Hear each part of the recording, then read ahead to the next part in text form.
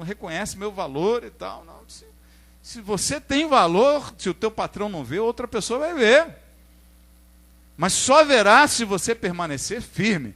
Se todo mundo que gruda com você só fica reclamando, falando mal do teu chefe, fala, quem é que vai te contratar, meu filho?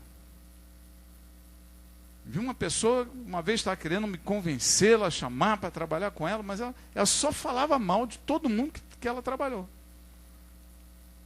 E eu fiquei olhando assim, eu fiquei pensando, daqui a uns 2 anos ele está falando mal de mim. Eu entrei na lista negra dele. Você está entendendo? Estas coisas não funcionam. Você quer construir? Construa. Né? E a palavra de Deus, entenda, por que eu estou dizendo isso? Porque se você vive criticando as autoridades que estão sobre a sua vida, você não está apto para orar por elas. Você não pode orar e cobrir ou interceder por aqueles a quem você mesmo condena. Você mesmo critica. Né? Aquela mulher que está orando pelo marido, o marido se converter e tal, daí depois chega em casa, vai conversar com a outra amiga no telefone e tal, fala, o Zé não tem jeito não, o Zé é terrível, o Zé é um sem vergonha. E já fala mal dele para todo mundo, pronto. O que ela fez com a oração que ela tinha acabado de fazer? Destruiu. Tudo que ela orou antes, ela destruiu naquela conversa. Por quê? Aquela que está intercedendo não pode ser aquela mesma pessoa que condena. Para condenar, você não precisa se envolver nessa atividade. O diabo, né, ele comparece, né, sempre na presença do Pai para fazer o quê? Para ficar acusando os santos. Fica acusando os irmãos, fica acusando as pessoas, buscando condenação sobre elas, né? E isso daí você não precisa. Quando você entra nesta atividade, você está prestando serviço para quem? Para o diabo. Fala para o irmão do lado. É para o diabo. Você se torna um servo de Satanás, né, acusando, condenando e criticando. E a tua oração perde todo o poder, toda a eficácia, todo resultado. Então criticar é muito fácil, querido. Falar mal do governo, falar mal das autoridades, é muito fácil. Deus nos manda orar por aqueles que estão investidos de autoridade. Tá? Essa é a direção de Deus. E não é para orar, Senhor, olha, eu sou do PT.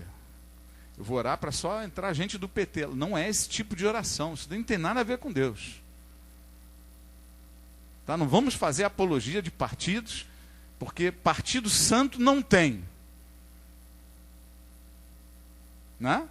Esse é um princípio bíblico. Não tem um partido de homens que seja santo. Né? E muitos dos irmãos que se envolvem na política acabam também se contaminando.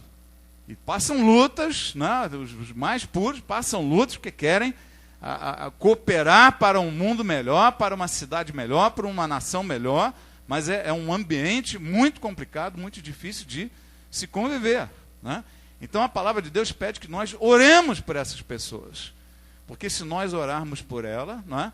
O que a Bíblia diz? Se orar pelo rei humano da Pérsia, o que o rei espiritual da Pérsia vai fazer? Ele vai ter dificuldades em ficar influenciando, dirigindo a vida do homem que lidera a Pérsia. Estão entendendo o que eu estou dizendo? Se intercedermos pelo prefeito de São Paulo, as autoridades espirituais das trevas, né? A Bíblia diz, nossa luta não é contra a carne, nem contra o sangue, mas contra os principados e potestades. Né? Em outras passagens nós já vimos isso, né? Cada cidade, cada país tem um principado que toma conta daquela cidade espiritualmente, trabalhando para o mal. Né? Então, quando a igreja ora, ela ora contra os interesses desses principados e potestades, e eles têm dificuldade em ficar atuando e dirigindo e governando a vida dos líderes, das autoridades, dos ministros, do presidente, dos governadores, né, dos estados, dos prefeitos de cada município, da nossa nação. Então esta é a nossa oração. Você ora por quem está lá, não para botar alguém lá. Amém? Isso é um detalhe muito importante. Você ora por quem está lá, sendo do teu partido de preferência política ou não. Agora, quando nós então criticamos, isso é um problema para nós. Agora veja, Deus nos pede para orar, né? Antes de tudo, Ele dá uma prioridade. Antes de tudo, faça isso. Quando Ele diz antes de tudo, Deus está estabelecendo nas nossas vidas uma prioridade. A prioridade é um princípio fundamental e básico para uma vida espiritual proveitosa, santa e abençoada. Sem estabelecer prioridades, você dança. Você não vai a lugar nenhum. Você quer lembrar de um outro texto que fala claramente sobre prioridades? Buscai em primeiro lugar o quê? O reino de Deus e a sua justiça. E todas estas outras coisas vos serão acrescentadas. Se eu priorizar, buscar o reino e a justiça de Deus, todas as outras coisas nos serão acrescentadas. Deus vai nos abençoar. Ele vinha falando de necessidades básicas, né, essas ansiedades e preocupações que nós temos com a nossa vida secular básica, no dia a dia. O que vai comer, o que vai vestir, né, aonde vai morar, como é que vai pagar as suas contas.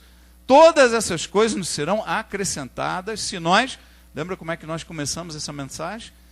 É preciso que nós, para recebermos as bênçãos de Deus, nós temos que estar nas ruas, ou na rua que passa a bênção de Deus. A rua que passa a bênção de Deus é uma rua que estabelece o quê? Em primeiro lugar, prioridades.